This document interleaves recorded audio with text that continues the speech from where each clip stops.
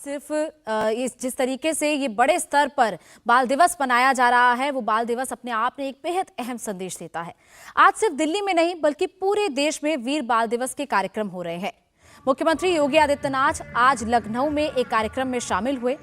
योगी आदित्यनाथ को आप तस्वीरों में देख रहे हैं। गुरु ग्रंथ साहिब को सर पर सम्मान से उठाए हुए तमाम सिख धर्म के लोगों के साथ योगी आदित्यनाथ गुरुद्वारे में पहुंचे और वहां पर उन्होंने नतमस्तक हुए और इसके अलावा उनके सर पर आप भगवा रंग की पगड़ी भी देख रहे हैं। योगी आदित्यनाथ जो कि लखनऊ में एक कार्यक्रम में शामिल हुए। वीर बाल दिवस, दरअसल ये कार्यक्रम प्रधानमंत्री नरेंद्र मोदी ने 9 जनवरी को ये कहा था कि 26 दिसंबर को वीर बाल दिवस के रूप में मनाया जाएगा और पहली बार ये बड़ा कार्यक्रम दिल्ली में हो रहा है। लेकिन उसके साथ साथ लखनऊ की ये तस्वीर भी बेहद ही खूबसूरत है, जहां पर योगी आदित्यनाथ जो सूबे के मुख्यमंत्री है वो गुरु ग्रंथ साहिब को सम्मान के साथ गुरुद्वारे में ले जा रहे हैं और वीर बाल दिवस को मनाने के रूप में तमाम जो जोरावर सिंह और फतेह सिंह हैं उनको नतमस्तक हो रहे हैं। ये अपने घर की छत पर ही फल और सब्जियां उगाते हैं। महीने का 40 से 50 हजार कमाते भी हैं। इनसे सीखना है तो फ्रीडम ऐप को अभी डाउनलोड करो।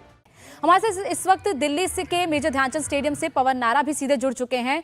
पवन, ये जो खूबसूरत तस्वीरें हमने देखी इस ध्यानचंद स्टेडियम की, एक बेहद ही खूबसूरत संदेश जा रहा है।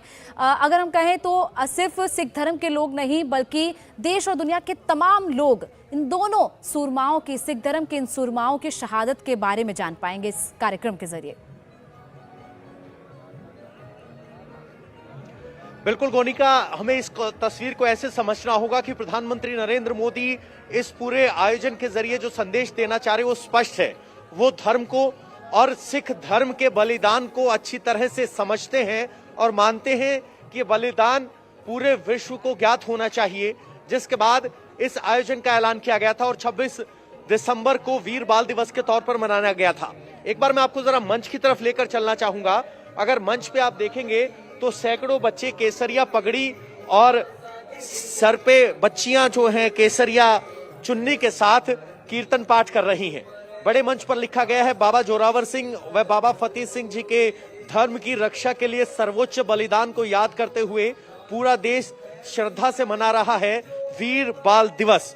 यानी वो बच्चे जिन्होंने धर्म की रक्षा के लिए अपने प्राणों की आहुति दी है। और सोचिए, आजकल हमारे बच्चे जब YouTube पर, टीवी पर अपने लिए हीरो ढूंढते हैं तो उन हीरो में बाबा जोरावर सिंह क्यों नहीं है या उन हीरो में बाबा फतेह सिंह क्यों नहीं है। ये वो बच्चे हैं जो 7 और 9 साल की उम्र में जिन्होंने दीवार में चिनवा दिया गया और उन्होंने ये सजा स्वीकार की, धर्म छोड़ना गवारा नहीं था। तो ये अपने आप में एक कल्चर के तौर पर, सांस्कृतिक पहचान के तौर पर, धार्मिक पहचान के तौर पर राष्ट्र के लिए एक बहुत बड़ी बात है। और जब ये संदेश लाखों करोड़ों बच्चों तक पहुंचेगा तो देखिए किस तरह का असर होगा। और सिर्फ इतना ही नहीं, नरेंद्र मोदी अक्सर कहते रहे हैं कि पंजाब का विकास या कहें कि सिख धर्म उनके दिल के बेहद करीब है और जो अलग अलग कदम उठाए गए हैं वो बार बार यही दिखाते हैं। चाहे वो कॉरिडोर खोलना हो पाकिस्तान के साथ, चाहे वो हरमिंदर साहब पर जो डोनेशन आती है विदेश से उसके लिए FCRA का रजिस्ट्रेशन हो, चाहे हरमिंदर साहब या कहीं किसी लंगर में जो लंगर के लिए सामान इस्तेमाल होता है उस पर GST हटाने की बात हो, तो काफी कदम उठाए गए हैं। और नरेंद्र मोदी ने बार बार ये जताने की कोशिश की है कि वो सिख धर्म का ये अपने घर की छत पर ही फल और सब्जियां उगाते हैं। महीने का 40 से 50 हजार कमाते भी हैं। इनसे सीखना है तो फ्रीडम ऐप को अभी डाउनलोड करो। न सिर्फ सम्मान करते हैं बल्कि उसको आत्मसात करते हैं और अलग अलग मंच से इस बात को स्वीकार करते रहे हैं। गुरु नानक देव जी की 550वीं जयंती को पूरे देश में धूमधाम से मनाया गया था।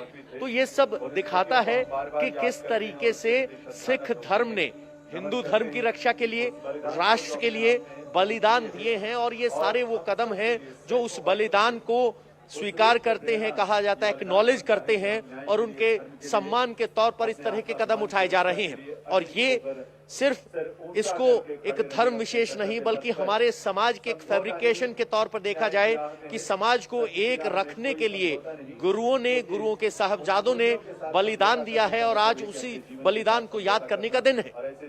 जी बिल्कुल पवन, आप बने रहिए हमारे साथ। तो प्रधानमंत्री नरेंद्र मोदी को इससे पहले भी कई मौकों पर, खासतौर पर गुरुपुरब के मौके पर प्रधानमंत्री नरेंद्र मोदी गुरुद्वारे में जाते हैं और नतमस्तक होते हैं। और यही इस तरीके की तस्वीर आज भी दिखाई देगी जब बाल दिवस के मौके पर प्रधानमंत्री नरेंद्र मोदी मेजर ध्यानचंद स्टेडियम में पहुंचेंगे। इंडिया टीवी हर वक्त हर जगह डाउनलोड करने के लिए सर्च करें India TV news Google play store या ऐप स्टोर पर।